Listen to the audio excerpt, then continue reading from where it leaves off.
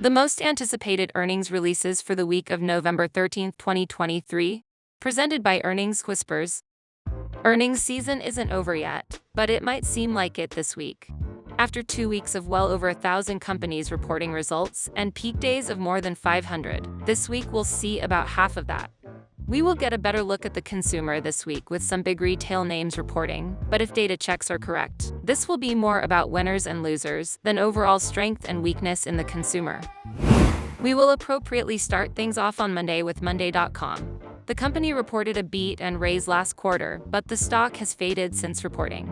Expectations are for another strong quarter from the company. After the close, we will get results from Fisker, which was previously scheduled to report last week but delayed results as the company replaces its chief accounting officer and announced additional disclosures are coming. That is seldom good news, but if there is good news, it is the fact that investors know it and sentiment is nearing its all-time low. The big story on Tuesday will be results from Home Depot, which is scheduled to report before the market opens. Investors have been waiting for the shoe to drop in the home improvement stores since interest rates started rising, and sentiment in Home Depot has been bearish for most of the past 2 years. Yet, the company has still managed to beat the consensus estimate each quarter since the pandemic lockdowns, and despite weak data checks during the quarter, sentiment has edged to the bullish side ahead of earnings.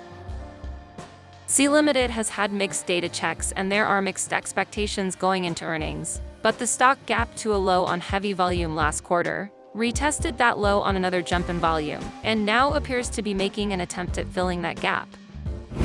Last quarter, Palo Alto Networks spooked investors with its late Friday earnings release, which turned out to be a false alarm.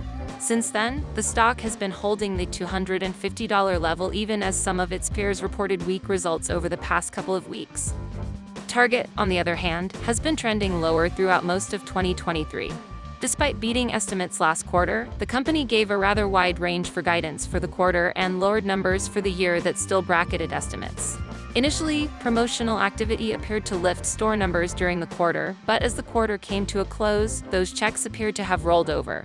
If there is a positive, however, it is that sentiment seems to have bottomed at a multi-year low early in the quarter and is now edging higher even as the stock has fallen.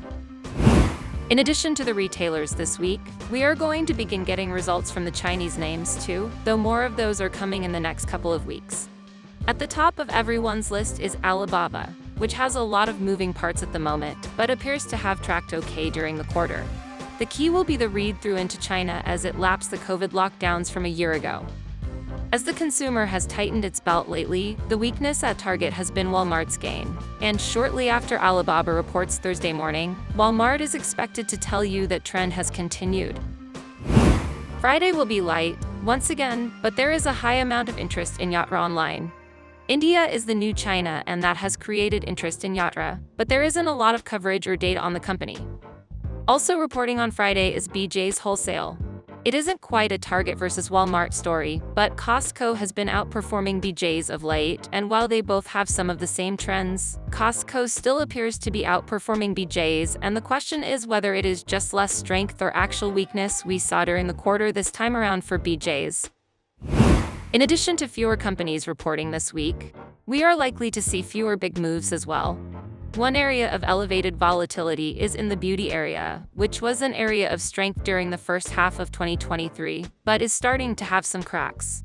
Beauty Health and Sally Beauty have been trending lower for a couple of quarters now and both hit multi-year lows during the quarter.